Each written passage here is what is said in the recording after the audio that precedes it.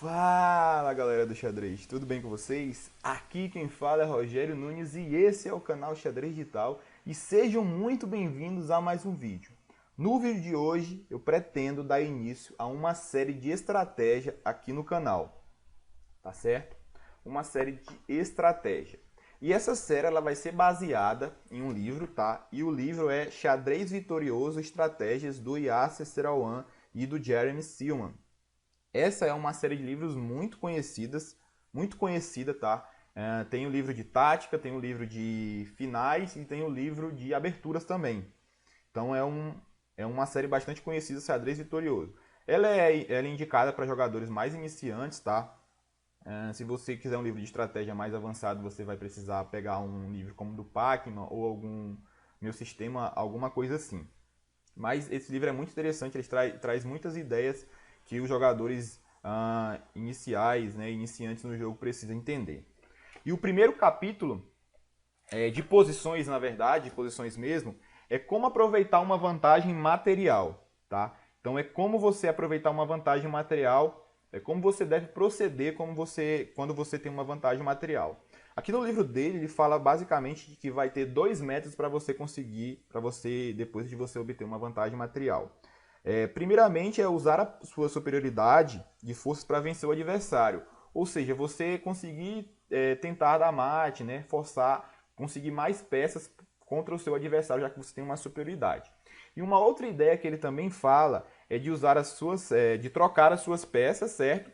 E chegando no final, a vantagem material ela é muito mais importante do que no meio jogo, certo? Se você tem uma vantagem material e um final, é muito mais fácil você ganhar, né, esse final do que você ter uma vantagem material no meio do jogo, que a partida está muito embaralhada, né? Tem muitas peças ainda e tem muitos táticos, muitas ideias que você pode até devolver a sua peça, certo? Então, aqui, a primeira ideia que ele diz é que depois de a gente ganhar alguma vantagem material, a gente não tem que sair atacando loucamente o adversário, certo? Porque não adianta de nada você ter um cavalo de vantagem, mas você só atacar com 2 peças, ou se você só atacar com 3 peças, e o seu adversário tem todas as peças, as menos a que ele não perdeu, certo? Para defender, ele vai conseguir defender. Então ele fala aqui, ó, que depois de ganhar uma vantagem material, você não deve atacar logo o adversário, certo? E ao invés disso, você tem que consolidar com tranquilidade a sua posição, né? Você tem que desenvolver todas as forças, proteger o rei, tá? E aí então você vai conseguir marchar para um ataque contra o seu rei adversário, beleza? A gente já vai para o diagrama 1, que é o diagrama que está aqui na tela, que é uma partida do Yasser Seirawan contra o Anatoly Karpov, certo? Um campeão mundial aí. A partida foi jogada em 1982. Bem, nós temos o diagrama aí na posição e a gente precisa entender algumas ideias desse diagrama. Veja que a dama ela está bastante ativa na posição, atacando lá a torre em E8 e o cavalo aqui em A6, certo? E a dama das negras ela está na frente da torre. Então aqui o lance que as brancas precisam fazer para conseguir a vantagem material, o Yasser ele diz que ele percebe que ele pode ganhar uma peça nessa posição, então ele joga o lance torre E3. Certo? Observe que a gente está atacando a torre e a torre lá atrás e a dama também está na frente. Então a gente tem aqui um garfo, né? A dama vai ter que sair, certo? Ou alguma peça vai ter que cobrir. E aqui o Anatoly Karpov pensou que seria melhor perder um bispo do que a torre. Então ele jogou o bispo E6, certo? Aí quando ele joga o bispo E6, o cavalo aqui em A6 ele fica desprotegido, certo? Então o Yasser Seirawan jogou o dama por A6, certo? E aí aqui o Yasser se pergunta se ele vai conseguir consolidar a sua posição, certo? Porque ele já ganhou uma peça, mas ele precisa rocar o rei dele, precisa colocar as suas peças, terminar de colocar as suas peças em desenvolvimento, certo? E aqui já começa alguns truques que o jogador das brancas pode cair, certo? As negras aqui jogam C por D4, certo? E um grande erro aqui seria jogar cavalo por D4, certo?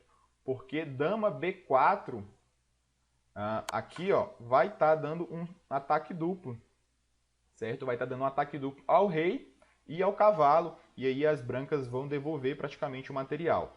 Então, o Yassi aqui disse que o melhor lance seria jogar torre B3, certo? Torre B3 seria um bom lance aqui, simplesmente tirando a torre daqui do ataque do peão em D4.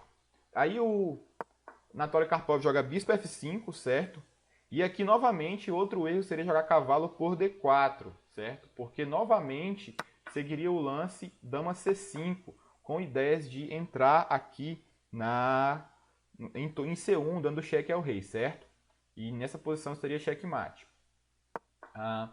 Então, aqui o Yasser simplesmente joga o lance bispo G2, certo?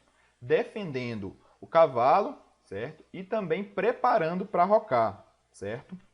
E aí aqui o Anatoly Karpov joga o lance bispo C2, atacando o bispo. E aí você pode se perguntar o que você deveria fazer de brancas aqui nessa posição. Novamente, nessa posição é bem fácil de errar ela, tá? Por exemplo, se as brancas aqui jogam um lance como torre A3 para tentar defender, vai seguir o lance como dama B4, cheque, certo? Aí você vai ter que jogar um lance do tipo rei F1, e aí você já está com o seu rei que não consegue rocar, esse bispo não está jogando, essa torre não está jogando, e você entra em complicações. Então aqui o Yasser fala que nessa posição as brancas precisam devolver um pouco de material. E isso que ele fala em algumas situações, quando você tem material a mais, às vezes o jogador fica tão apegado ao material e tenta segurar esse material e acaba não desenvolvendo as suas peças, não protegendo o seu rei, e aí ele vai até devolver o material ou tomar mate. Então aqui o Yasser fala que o melhor lance é cavalo B4, cavalo por D4, certo? E depois de bispo por B3, cavalo por D3, certo? E aí aqui as brancas estão levando um ataque forte, só que a dama está conseguindo defender aqui na posição, certo? Então seguiu isso aí, depois de cavalo B3, as negras jogam torre C8, certo? Torre C8. E aqui a gente pode se perguntar se rocar é possível, e nessa posição rocar não é possível porque as brancas vão perder esse peão aqui. E se elas quiserem trocar aqui e depois trocar novamente, as peças negras começam a ter bastante atividade, certo? Apesar de ela ter com uma peça menos, as torres podem vir aqui na sétima e vão ter muita atividade, certo? Então aqui o lance não é rocar. E aqui o lance que o Yasser Seirawan faz é o lance bispo F3, certo? Agora a ideia dele é rocar, porque ele defendeu aqui o peão, né, mais uma vez, e o rei vai poder sair da defesa do peão rocando. E aí ele vai conseguir fazer o roque com mais tranquilidade. Aqui o Anatoly Karpov jogou o lance torre C2, certo? E aqui finalmente as brancas conseguem fazer o roque. E aí segue então torre por B2, certo? E aí segue então torre D1, tranquilo? E aí então segue torre D8, tá? O Anatoly Karpov joga o lance torre D8 nessa posição. Então aqui as brancas jogam o lance cavalo D4, que é um lance bastante interessante, tá? Você está ameaçando aqui o cavalo em jogar em C6, né? E dando um duplo aqui, e também ameaçando o peão aqui de A7, tranquilo? Então as negras aqui jogam torre D7, tá bom? Então, mas segue com o lance cavalo C6, segue com o lance cavalo C6. E aqui o Anatoly Karpov jogou o lance dama E8. E nessa posição as brancas entenderam que elas poderiam tomar aqui o peão de A7 com cavalo por A7. E pode parecer que as brancas estariam perdendo o cavalo, por exemplo, depois de dama 8, certo?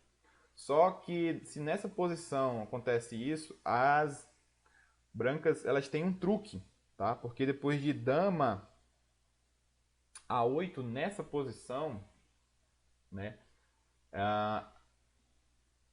As negras simplesmente jogam torre C1, tá bom? E agora, por exemplo, se as negras jogam dama por torre por A7, segue o lance torre C8, dando um ataque duplo. Depois de rei por H7, segue o lance dama D3, e aí depois vem com G6, e aí segue, por exemplo, aqui um lance como torre A8 e já ganha a dama, né? Então aqui as brancas têm a consciência de que as negras não poderiam fazer isso. Então depois de cavalo por A7, seguiu torre C7, né? Seguiu torre C7 das negras. A ideia aqui é jogar torre C2, certo? E ter alguma atividade aqui. E o Yassi aqui, ele percebeu o seguinte, que o cavalo dele estava sem casa, né? Não estava conseguindo voltar ali, depois que as negras defendiam aqui a coluna C. Então ele jogou o lance A4. Para quê? Para voltar com o cavalo para B4, certo? Então jogou o lance A4 para voltar. E aí depois de dama A7, o Yassi aqui tem um truque, que é jogar o lance torre D7, certo? Porque torre por D5, na verdade. Porque depois de dama A7, certo? O Yassi tem o truque de jogar o lance torre D8, certo?